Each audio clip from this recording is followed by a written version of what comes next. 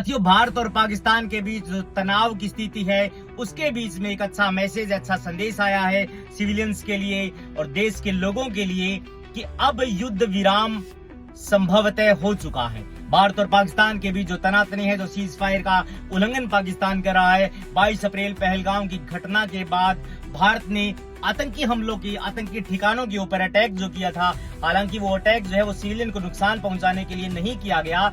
जो सोफिया कुरैशी है, भारत की कर्नल लेफ्टिनेंट, उन्होंने प्रेस कॉन्फ्रेंस की थी और उन्होंने कहा था कि हमारा मकसद नहीं है किसी सिविलियंस को नुकसान पहुंचाना, हम आतंकी ठिकानों को डिस्ट्रॉय करना चाहते थे और हमने आतंकी ठिकानों को डिस्ट्रॉय करने के लिए अपने जो कदम उठाए थे वो बखूबी हमने निभाए हैं और उसमें कोई भी जान माल की जो है वो हानि नहीं हुई है।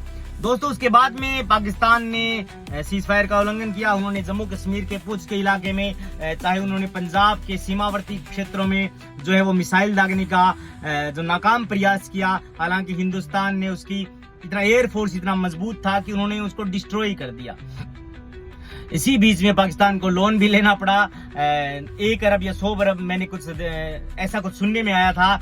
और वो भिखमंगे हैं, उन्होंने जो है वो आपातकालीन स्थिति में होते हुए वो सीज फायर का उल्लंघन कर रहे हैं और उनके पास राशि नहीं है, तो उन्हें पहल करनी चाहिए राजीनामे के लिए, क्योंकि वो सक्षम नहीं है भारत जैसे महान देश और भारत जैसे मजबूत देश का मुकाबला करने के लिए। लेकिन अंततः डोनाल्ड ट्रंप ने ट्वीट किया है, देर रात को उन्होंने प्रेस कॉन्फ्रेंस करी और आपस में बीच बचाव किया। उसके बाद में जो है वो दोनों देशों ने ये सहमति बनाई है कि अब कोई भी देश सीज फायर का उल्लंघन नहीं करेगा। सीज फायर ये इंग्लिश का शब्द है, हालांकि युद्ध का जो है वो या बात कही गई है कि अब दोनों देशों के बीच में युद्ध नहीं होगा। दोस्तों, युद्धों में जो है वो नुकसान दोनों देशों की आम जनता को भुगतना पड़ता है, जवानों को भुगतना पड़ता है, सियासत को भुगतना पड़ता है। फायदा कुछ होता नहीं है, फायदा उन लोगों को होता है जो युद्ध में अपने हथियार सेल करते हैं। हालांकि भारत ने जो है वो आतंकी हमलों पर, ठिकानों पर जो अटैक किया वो डेफिनेटली ऐसा बनता था, क्योंकि पाकिस्तान ऐसी आतंकी संगठनों को अगर शरण देता है और वो कार्रवाई नहीं करता तो कोई देश तो कार्रवाई करेगा ही। कोई जो है वो अपने देश के जवानों को, देश के सिविलियंस की जान खतरे में डाल करके यूं टाइम पास तो नहीं कर सकता। इसलिए प्रधानमंत्री नरेंद्र मोदी ने ये एक अच्छा निर्णय लिया था कि वहां पर आतंकी संगठनों पर उन्होंने अटैक करने के लिए अपनी सेना को बोला और डेफिनेटली ऐसा हुआ भी। पूरा देश उनके साथ था, पूरा देश अब भी उनके साथ है। लेकिन अब जो है वो पाकिस्तान को स्टॉप कर देना चाहिए कि वो सीज फायर का उल्लंघन करे। भारत जो है वो सिर्फ डिफेंस कर रहा है, अब अटैक नहीं कर रहे हैं। लेकिन अगर इसी तरीके से चलता रहा सब कुछ तो डेफिनेटली दोनों देशों के बीच में युद्ध की एक ऐसी गलती किसी भी देश को भारी पड़ सकती है।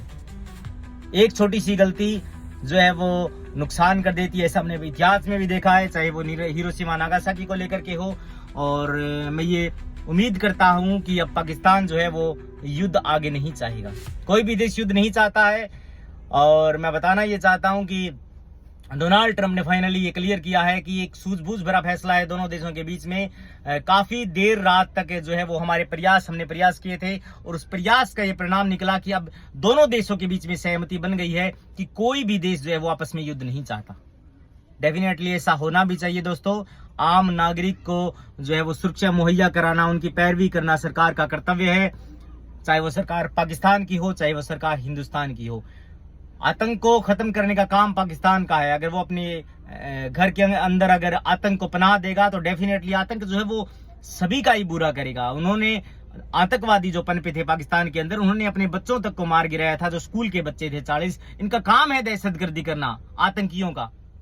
तो चाहे आतंक किसी भी देश में फले फूले, वो उस देश को भी नुकसान पहुंचाता है। थैंक यू दोस्तों।